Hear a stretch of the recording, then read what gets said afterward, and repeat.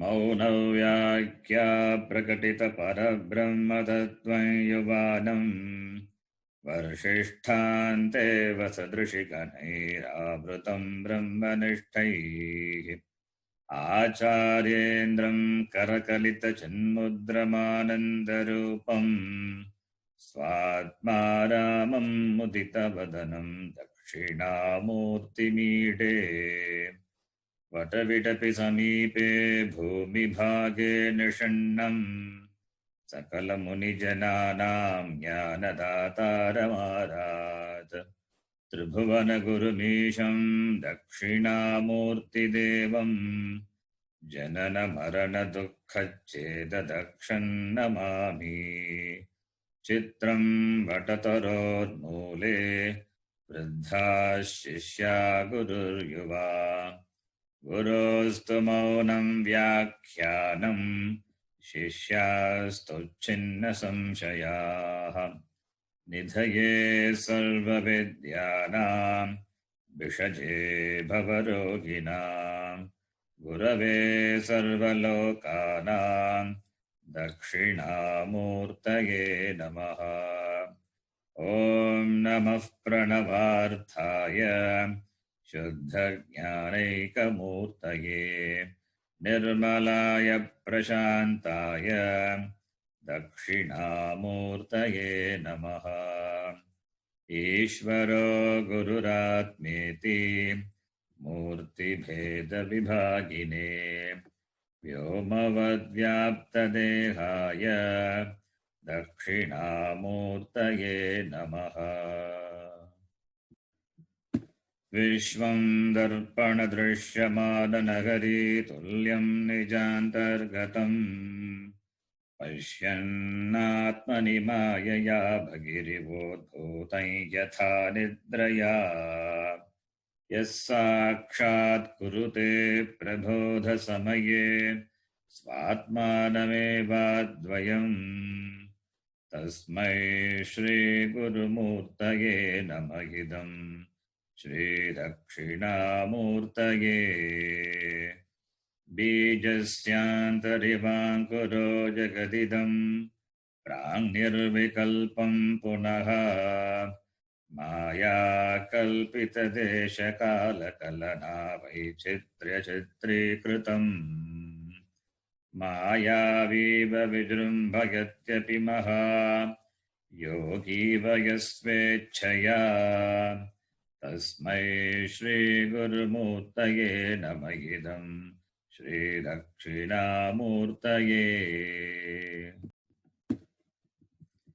यस्यैव स्फुरणं सदात्मकमसत्कल्पार्थकं भासते साक्षात्तत्त्वमसीति वेदवचसा यो बोधयत्याश्रितान् यत्साक्षात्करणाद्भवेन पुनरावृत्तिर्भवाम्भोनिधौ तस्मै श्रीगुरुमूर्तये नमः। इदं श्रीदक्षिणामूर्तये नानाच्छिद्रघटोदरस्थितमहादीपप्रभाभास्वरम् ज्ञानं यस्य तु चक्षुरादिकरणद्वारा बहिस्पन्दते जानामीति तमेव भान्तमनुभाति एतत् समस्तं जगत् तस्मै श्रीगुरुमूर्तये नमः। इदं श्रीदक्षिणामूर्तये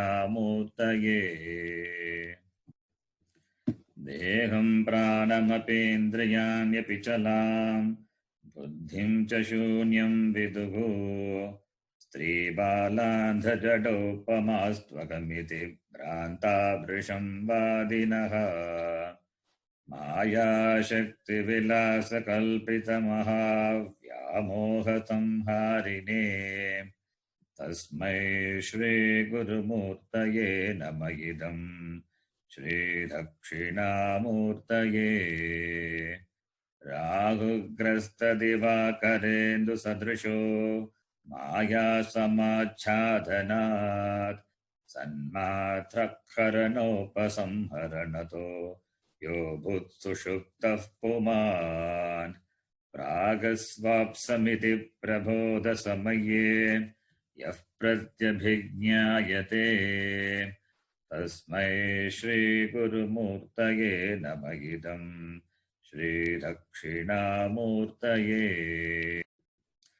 बाल्यादिष्वपि जाग्रदादिषु तथा सर्वास्वस्थास्वपि व्यावृत्तास्वनुवर्तमानमगमित्यन्तः सदा स्वात्मानं प्रकटीकरोति भजतां यो मुद्रया भद्रया तस्मै श्रीगुरुमूर्तये नमः इदं श्रीदक्षिणामूर्तये।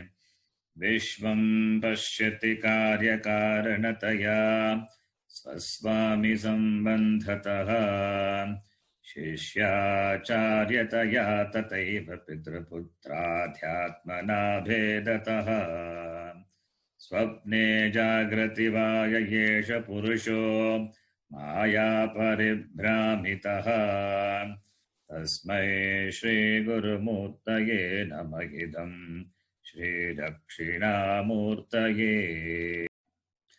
भूरम्भांसनलो निलोम्भरमहर्नाथो हिमांशुः पुमान् इत्याभाति चराचरात्मकमिदं यस्यैव मूर्त्यष्टकम् नान्यत्किञ्चन विद्यते विमृशताम् यस्मात् परस्मात् विभोः तस्मै श्रीगुरुमूर्तये नमः इदं श्रीदक्षिणामूर्तये।